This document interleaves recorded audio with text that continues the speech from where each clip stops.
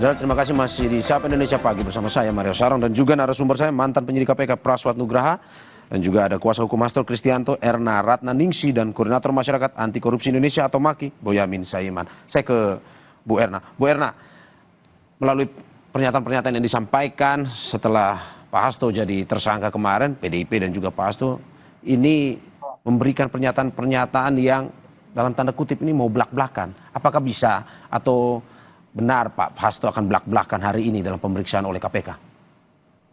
Ya, sebelum saya menyampaikan, saya ada sedikit yang akan saya komentari berkaitan tadi apa yang disampaikan oleh pembicara sebelumnya, Ya. bahwa mengenai mekanisme atau SOP yang ada di dalam KPK berkaitan dengan penetapan tersangka biasanya didasarkan pada pasal 44 sehingga dinyatakan bahwa KPK tidak tunduk pada apa yang ada di dalam KUHP. Namun saya ingin sampaikan bahwa sebagaimana tadi di awal KPK juga tunduk pada Undang-Undang Administrasi Pemerintahan dan berkaitan dengan pendapat berkaitan dengan pasal 44 itu mengenai penyelidikan dan penyidikan itu tidak diatur secara khusus di dalam Undang-Undang KPK, sehingga dalam hal ini mekanisme penetapan tersangka itu harus sesuai dengan KUHP dan juga harus sesuai dengan putusan Mahkamah Konstitusi nomor 21 tahun 2014 yang pada intinya adalah bahwa seseorang ditetapkan sebagai tersangka itu harus dengan dua alat bukti yang cukup disertai dengan pemeriksaan sebelumnya sebagai saksi atau tersangka. Klien kami ketika ditetapkan sebagai tersangka itu belum diperiksa ya sebagai saksi karena surat ketika ditetapkan sebagai tersangka itu adalah tanggal 24 Desember. Dan menindaklanjuti tadi yang disampaikan oleh Pak Bonyamin berkaitan dengan klarifikasi dan bukti, ini penetapan tersangka itu adalah proses akhir dari sebuah penyidikan, maka dalam hal ini klarifikasi dan bukti-bukti yang ada ini harus diperlihatkan kepada tersangka, buktinya mana, keterlibatannya siapa. Kemudian kalau ada saksi-saksi yang bertentangan satu dengan yang lain, maka itu harus dikonfrontasi. Karena sebagaimana disampaikan pada kasus-kasus yang saksi-saksi atau penetapan yang putusan sebelumnya, itu sudah berkekuatan hukum tetap dan tidak ada keterlibatan dari klien kami. Nah, kaitannya dengan tadi belak-belakan, tentu saja kami meminta ya kepada penyidik tentu saja klien kami ini diberikan hak untuk self defense, pembelaan dirinya dan juga penghormatan terhadap HAM sehingga apa yang dilakukan itu adalah harus sesuai dengan mekanisme atau prosedur yang ditentukan di dalam KUHP dan juga putusan Mahkamah Konstitusi nomor 21 tahun 2014. Oke Bu, apa saja pembelaan yang akan mungkin saja disampaikan oleh Pak Hasto atau kuasa hukum hari ini? Apakah mungkin terkait dengan yang kemarin bukti-bukti yang dibawa ke atau disimpan di Rusia atau apa Bu? Untuk bukti-bukti sebagai seorang tersangka ya tentu saja itu ada hak-hak dari tersangka yang diatur di dalam KUHP dalam hal ini. Jadi nanti mekanisme atau prosesnya tentu saja kita akan melakukan misalkan ada saksi dan juga ahli saksi yang meringankan atau adecat. Tapi dalam hal ini yang ingin saya garis bawahi bahwa dalam mekanisme atau proses penetapan tersangka itu adalah pembelaan diri dari seorang tersangka itu harus dipenuhi oleh penyidik dan juga sebagai bagian dari penghormatan hak asasi manusia. Termasuk di dalamnya ketika memberikan keterangan sebagai tersangka, hak-hak tersangka salah satunya adalah dia tidak boleh dilakukan dengan cara-cara misalkan melakukan intimidasi, tapi dia harus free apa namanya, memberikan keterangan secara bebas. Ya. Oke, saya ke Mas Boyamin. Mas Boyamin, Anda Ya. sempat bilang bahwa jangan gertak sambal. Kalau memang punya bukti, ya silakan disampaikan. Apakah menurut Anda hari ini bisa belak-belakan, Pak Hasto? Justru saya berharap begitu. Justru rangkaian itu kan boleh diterangkan apapun. Ya. Dalam berita acara pemeriksaan itu kan ada yang ditambahkan, ada. Saya pernah kok diperiksa di kepolisian Polres Jakarta Selatan itu atas laporan pencemaran nama baik sebuah proyek Bank Dunia di Jambi itu. Justru penjelasan itu saya lebih panjang. Pemeriksaan itu sampai jam 1, tapi tambahan yang menyangkut proyek tersebut dan seluruh data yang terkait itu saya berikan sampai maghrib gitu. Dan itu boleh-boleh saja gitu sebenarnya. Relevansinya apakah ada atau tidak ada, menurut saya ada, karena ini rangkaian, misalnya kegiatan ini rangkaiannya ini, rangkaian ini, proyek ini yang lain apa, seperti apa, sehingga menjelaskan bentuk proyek oleh Bank Dunia itu seperti apa misalnya gitu. Jadi saya berharap Pak Hasto buka-bukaan ini apa yang ada yang disampaikan termasuk di Pak Bukoni misalnya, dibuka aja di dalam BAP itu keseluruhan boleh kok. Jadi menurut saya malah itu saya tunggu betul sehingga nanti kalau ada hal-hal yang berkaitan dengan kasus yang lain yang sedang ditangani KPK itu kan bisa saya jadikan bahan untuk gugat pra peradilan, misalnya dugaan-dugaan korupsi yang pernah saya laporkan ada beberapa misalnya begitu. Nah saya berharap itu ada penambahan dari Pak Hasto itu. Saya menunggu karena levelnya katanya bom nuklir. Kalau enggak itu Watergate itu. Kalau Watergate mungkin masyarakat sekarang, anak-anak muda sekarang kurang paham lah. Tapi kita paham. Itu kan skandal di Amerika, Presiden Nixon yang diduga menyadap lawan politiknya dan terbongkar oleh wartawan. Jadi ini menurut saya sesuatu yang saya tunggu-tunggu bahkan begitu. Karena dengan demikian ini pemberantasan korupsi makin bagus dan saya memahami Pak Hasto itu kan 10 tahun ada di kekuasaan. Jadi menurut saya itu bukan gertak sambal aja sebenarnya, tapi tolong dibuka sekarang gitu. Jadi ini bisa simultan dan itu adalah bagian dari sumbangan Pak Hasto dalam rangka juga menyumbang negara untuk memberantas korupsi gitu. Jadi apa yang beliau tahu dibuka aja dan itu videonya juga dibuka aja dan kalau toh itu misalnya ada yang menyangkut seseorang ya diinisial supaya tidak pencemaran nama baik, tapi saya paham sehingga saya akan mengolahnya. Justru saya menunggu dengan berdebar-debar sebenarnya apa yang mau dibuka Pak Hasto ini. Makasih. Oke, menunggu dengan berdebar-debar. Tetapi kalau Anda melihat Mas Boyamin, sebenarnya bahwa apakah selama ini kan ada dari PDIP sendiri mengatakan bahwa ini politisasi sebenarnya dari KPK sendiri. Kalau Anda melihat apakah betul lebih berat syarat politisnya atau tidak sebenarnya?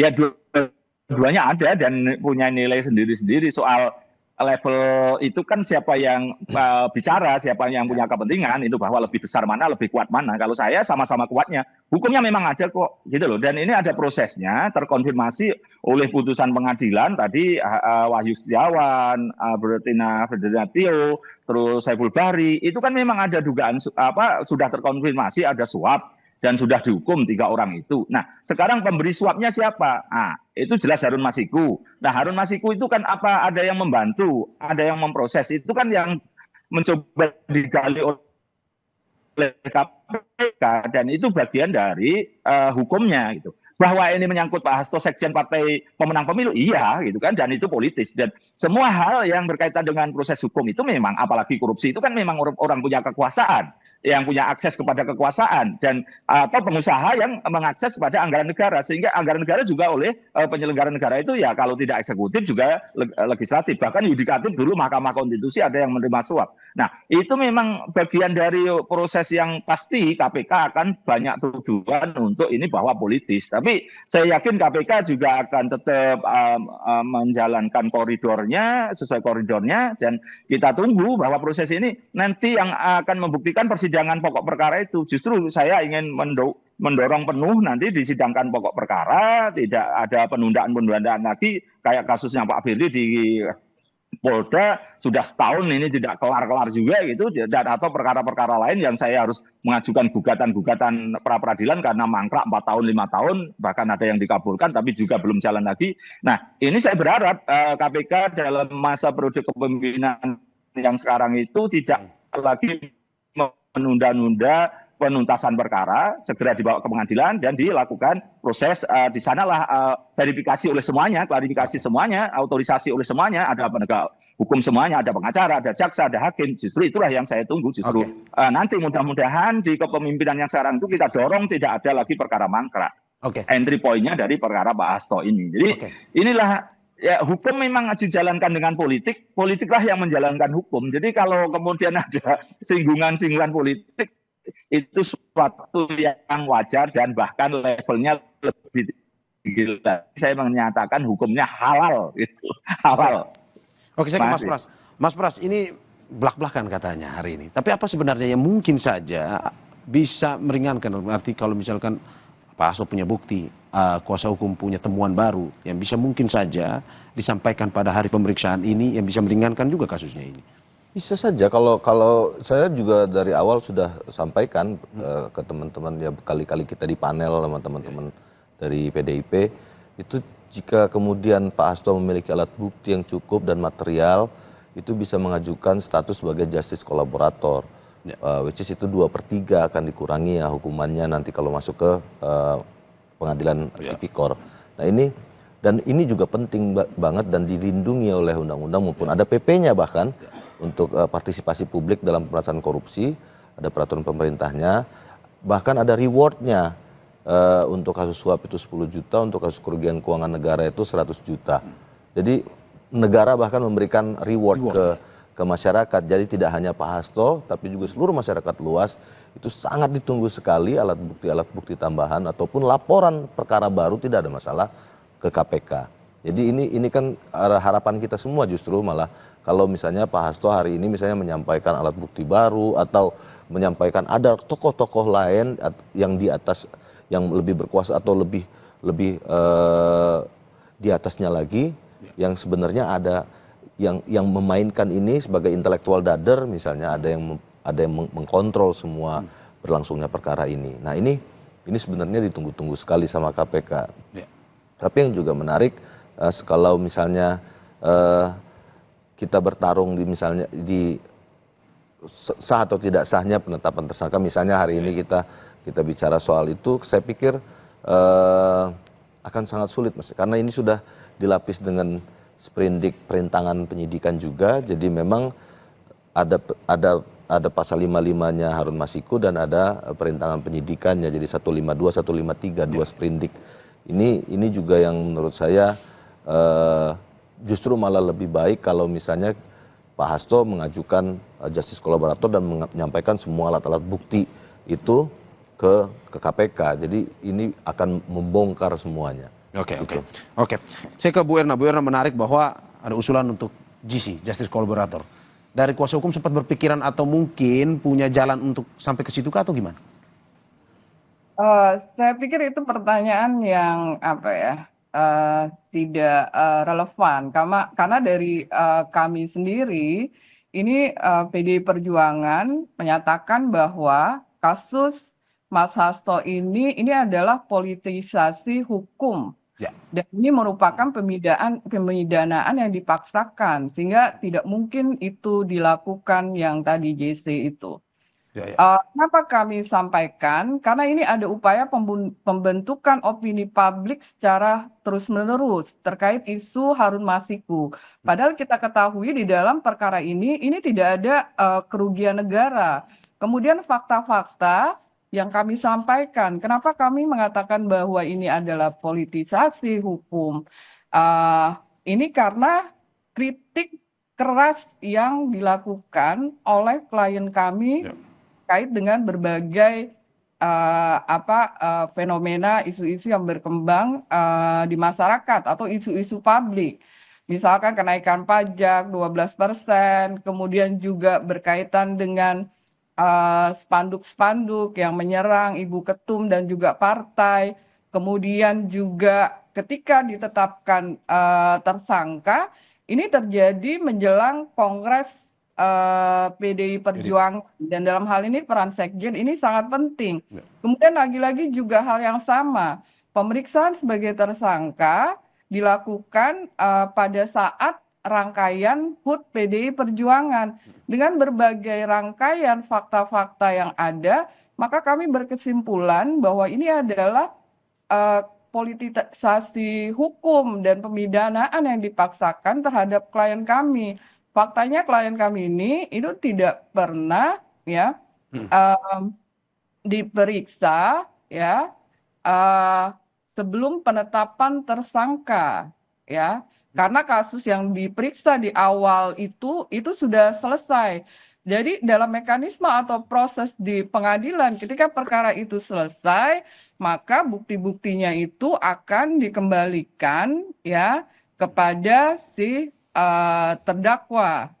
Ya, jadi itu harus dimulai lagi dari SPDP yang baru, sprindik yang baru, ya. Jadi tidak boleh perkara yang lama. Dan ini juga saya garis bawahi adalah juga penghormatan ya atau perlindungan terhadap seseorang yang sudah dinyatakan ya bersalah, kemudian sudah selesai. Dia nggak boleh diadili untuk kedua kalinya. Dan itu merupakan pelanggaran HAM. Karena apa? Karena mungkin ketika pada pemeriksaan proses perkara sebelumnya itu tidak ada keterlibatan dari klien kami. Kalau tiba-tiba nanti keterangannya itu berbeda, maka dia bisa dikenakan keterangan palsu dan dia dikenakan tindak pidana lagi. Itu tidak fair karena dia sebenarnya sudah selesai menjalani proses hukumannya. Oke, berarti kalau tidak ada justice collaborator semuanya memang pada akhirnya untuk menggugurkan tersangka lewat pra peradilan itu ya Bu ya? Ya, pra peradilan kami akan siap pra peradilan akan dilaksanakan pada hari Selasa tanggal 21 Januari di Pengadilan Negeri Jakarta Selatan. Oke, saya terakhir ke Mas Boyamin. Mas Boyamin melihat ini terkait dengan status tersangkanya Pak Hasto. Saat ini mereka juga mengajukan pra peradilan. Menurut Anda seberapa kuat pada akhirnya ini siapa dari pengamatan Anda yang akan memenangkan peradilan? Hasto ya, kalau saya ataukah KPK? Melihatnya ini sebagai upaya yang ya ini sarana yang memang diberikan oleh hukum untuk menguji apakah penetapan tersangka sah atau tidak sah. Itu memang pra peradilan, tapi nampaknya KPK bisa jadi akan cepat menangani perkara ini dan dibawa ke pengadilan sehingga perkaranya gugur, itu pra peradilannya. Bisa aja begitu, tapi bisa aja KPK menunggu sampai pra peradilan selesai karena memang masih cukup waktunya. Gitu. Jadi ini kalau misalnya hari ini itu waktunya masih 2 bulan dan masih cukup juga gitu untuk menunggu pra peradilan selesai. Jadi saya kira semua masing-masing bisa menggunakan sarananya, menggunakan jalur yang diberikan oleh hukum, oleh KUHAP kita, bahwa memang sekarang penetapan tersangka bisa diuji melalui pra peradilan. Jadi ini saya kira suatu langkah yang akan juga dibuka. Apa yang diklaim Bu Erna tadi, misalnya tentang saksi yang berubah pikiran gitu. Tapi seingat saya Saiful Bahri itu waktu pertama kali malah doorstop oleh wartawan setelah OTT itu mengatakan memang uangnya dari Pak Hasto. Nah itu yang mana? Justru ini kan proses-proses yang akan ditindaklanjuti secara gamblang. Tapi bisa jadi malah kalau dulu ada yang ditutup-tutupi malah bisa jadi malah kena sumpah palsu misalnya kan begitu. Jadi ini semua bisa kena konsekuensi hukum. Bisa jadi KPK mengatakan akan mengurus Maria Lestari misalnya begitu. Apakah ada dugaan suap? Nah, bisa jadi kalau suapnya kepada Wahyu Setiawan apakah akan diproses lagi Wahyu Setiawan? Ini banyak yang masih akan berkelindan dari kasus-kasus ini.